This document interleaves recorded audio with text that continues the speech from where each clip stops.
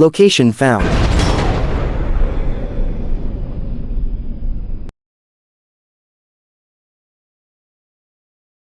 Decoding assessment, pagsasama ng lahat ng kahulugan mula sa taas pababa.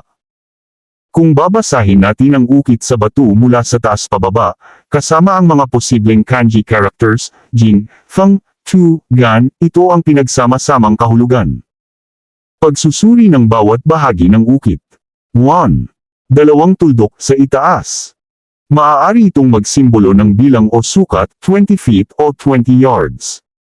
Posibleng tumutukoy sa dalawang bagay. Maaaring dalawang poste, dalawang bato, o dalawang lagusan. Sa kanji interpretation, kahawig ito ng shi, shimeso, na nangangahulugan ng isang pahiwatig o marker na nagpapakita ng direksyon. 2. Dalawang patayong linya. Maaaring sumisimbolo sa isang pasukan, poste, o landas. Kapag iniugnay sa kanji, ito ay kahawig ng jing, balon o hukay, posibleng underground chamber o tagong hukay. 3. Paalang na linya na may sanga. Posibleng isang lumang lagusan o multi-layered na deposito. Sa kanji, may kahawig ito sa feng.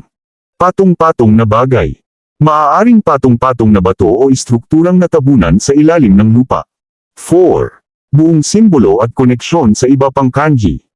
Kung pagsasamahin ang lahat ng interpretasyon, ang ukit na ito ay maaaring may kaugnayan din sa 2. Lupa o deposito. Palatandaan na ang yaman ay nasa ilalim ng lupa. Gan, tuyong lupa o tagong daanan, maaaring may alternatibong lagusan papunta sa target. Final decoding assessment message, pinagsama-samang kahulugan. Sa sukat na 20 feet o 20 yards mula sa marker, hanapin ang dalawang poste, bato, o lagusan na posibleng magsilbing pasukan patungo sa isang underground chamber o tagong hukay.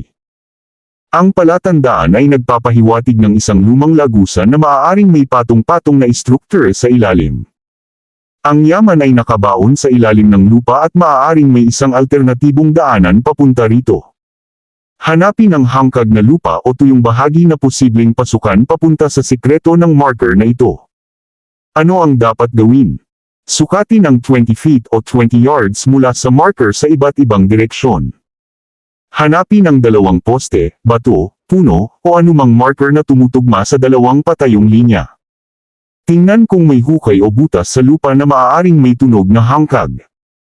Gamitin ang metal detector o compass upang makita kung may magnetic disturbances sa ilalim ng lupa. Magsagawa ng maingat na paghuhukay sa mga lugar na may indikasyon ng patong-patong na bato o lumang lagusan. Conclusion. Ang ukit sa bato ay isang direksyonal na marker patungo sa isang underground chamber o deposito na nasa 20 feet o 20 yards mula rito. May posibilidad na ito ay may patong-patong na takip o may alternatibong ruta patungo sa target. Good luck sa paghahanap ka, TH.